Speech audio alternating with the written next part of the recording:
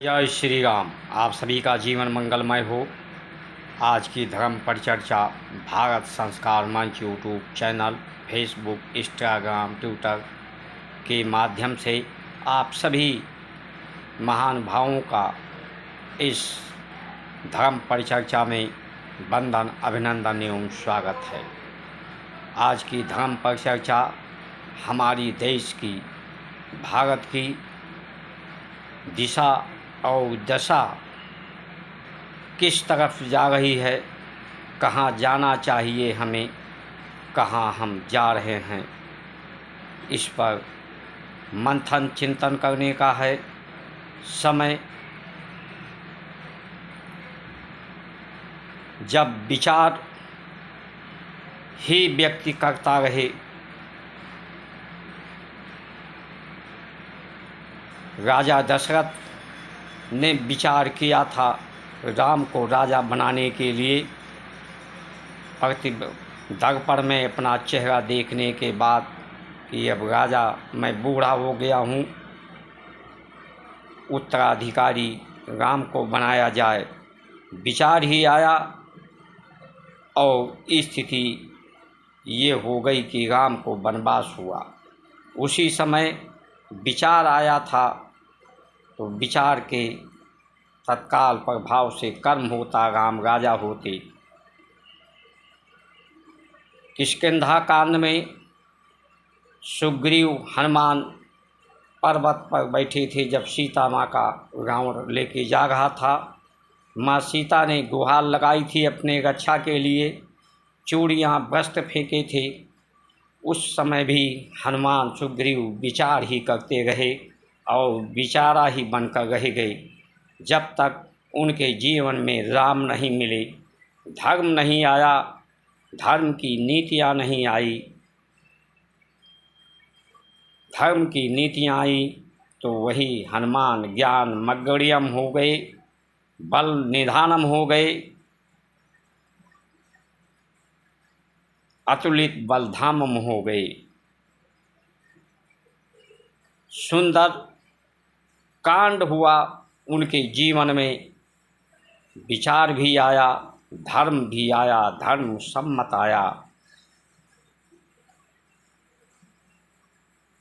रावण भी क्या करें बिचारा, सब बिचारे हैं। उनको लगा कि सबको राक्षस खा जाएंगे, सब बेचारे हैं, तो वो बेचारा ही बनकर रह गए रावण। इसलिए जब व्यक्ति के अंदर, आज हमारे देश की स्थिति यही रह गई है कि यहाँ भारतीय जनता पार्टी नरेंद्र मोदी पर जिस तरह से जनता जनार्दन ने विश्वास किया था, तो वो विचार ही करते रहे, अपने परिवार को समझ नहीं पाए, अपने कमल निशान को नहीं समझ पाए। कमल नयनम सदृशम, कमल के महत्व को समझ पाते, भारत को समझ पाते तो आज वो बेचारा नहीं रहते। आज भारत की संस्कार संस्कृति के विरुद्ध जो हवाएं बह रही हैं वो ना बही होती, भेदभाव ना हुआ होता। आज चुनाव सिर्फ लालच, भय और अधिकार, भ्रष्टाचार के आधार पर केंद्रित हो गया है। ये ना हुआ होता, अपने परिवार को वो समझ पाते ठीक से, अपने देश का भ्रमण जितना विदेशों का किए हैं, अपने देश का भ्रमण किए होते, लोगों को भारत की सनातन धर्म की महत्व को, अपने परिवार को, अपने लोगों को, सरकार का परिवार, उसके सदस्य और कार्यपालिका न्यायपालिका है, सबको समझाने में सक्षम हो जाते तो आज उनको कहने के लिए कुछ नहीं रहता, उनका कर्म ही बोलता। मीडिया जिस सरकार का खिलाफत ना करे, उसके विरोध में ना बोले, उसके कमियों को उजागर ना करे, वो सरकार समाप्त हो जाती है। मीडिया अगर चापलूसी करने लगे, किसी सरकार की जय जयकार करने लगे, तो समझ लेना चाहिए कि वो सरकार का पतन सुनिश्चित है।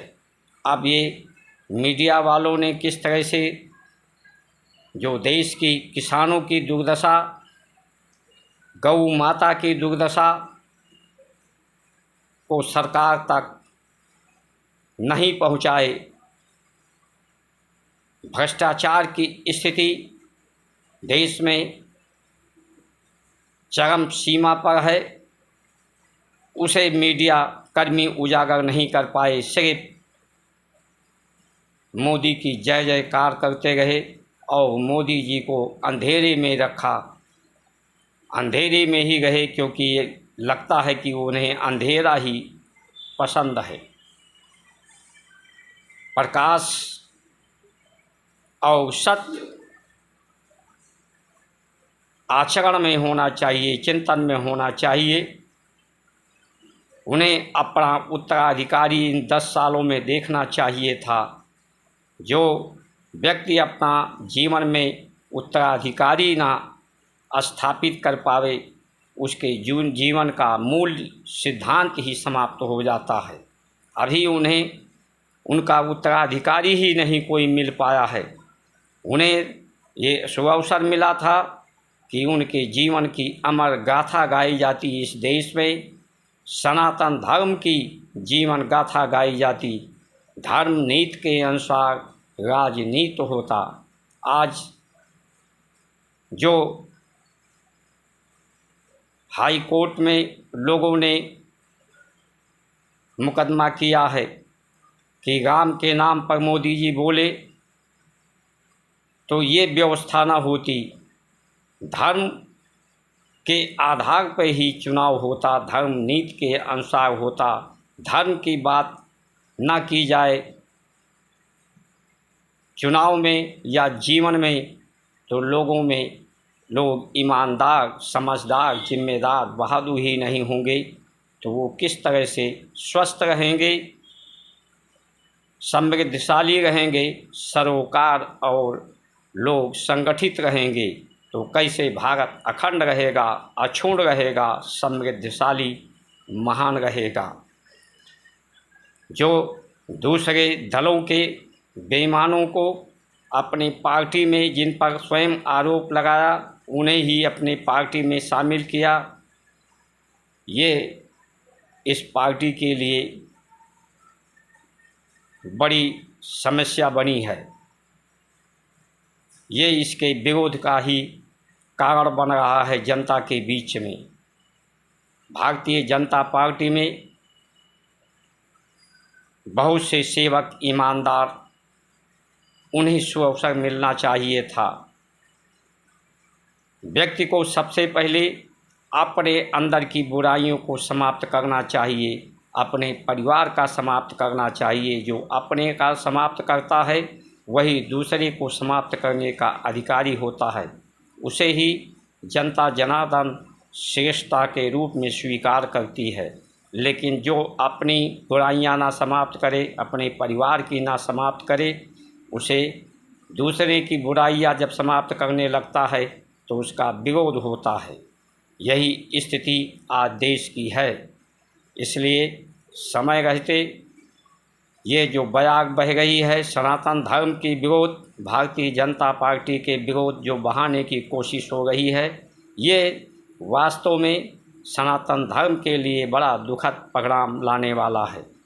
क्योंकि सनातन धर्म, संस्कार, संस्कृति, परंपराएं परिवार में सुख शांति सौहार्द सब स्वस्थ रहने के लिए है।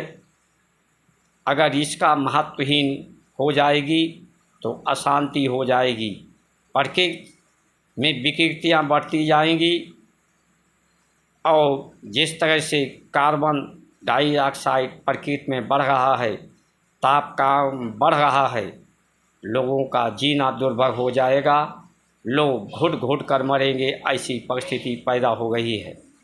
भारत की जो संस्कार संस्कृति है, यहाँ के जो श्रेष्ठ माने जाते थे ऋषि मुनि, वो उनका जो जीवन का आचरण था वो न्यून आवश्यकताओं के रूप में था। सीमित सात्विक आहार दिनचर्या थी उनकी, भोगवादी विलासता उनमें नहीं थी। तो उनके आचरण को देख कर के लोग उस तरह का आचरण, न्यून सीमित संसाधनों का लोग प्रयोग करते थे। तो सभी को सामान्य अवसर मिलता था, सबको साथ रहने का, संभालने का अवसर था।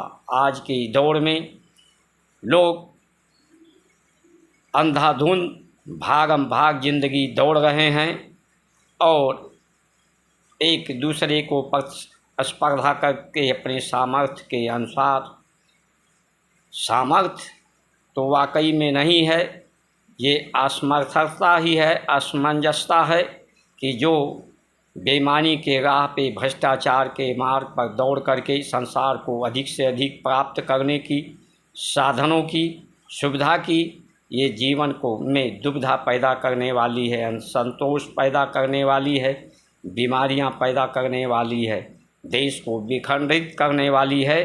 इसलिए लोग अपने जीवन के सुख शांति से दूर हो जाते हैं, अपने परिवार से दूर हो जाते हैं ऐसी दौड़ में। इसलिए आवश्यकता है लोगों को विश्वास दिलाने की कि जितने आवश्यकताएं न्यून करोगे, सीमित संसाधनों का प्रयोग करोगे, तभी सौहार्द और शांति बनी रहेगी। गौ माता का गौशालाएं जितने अधिक होंगी, गुरुकुल जितने अधिक होंगे, लोगों का जीवन का पाठ्यक्रम पढ़ाया जाएगा, उनके चरित्र और चिंतन और स्वास्थ्य उत्तम लोगों का होगा गुरुकुल के माध्यम से। इसलिए आए हम सब लोग भारत की संस्कार संस्कृति की तरफ चलें। संस्कार संस्कृति जितने महत्वपूर्ण स्थान इसे मिलेगा राजनीति में, समाज में, परिवार में, उतने ही समाज, परिवार, देश, राष्ट्र, विश्व उत्कृष्ट होगा। इन्हीं वचनों के साथ आप सभी का सुमंगल कामना करते हुए जय श्री राम।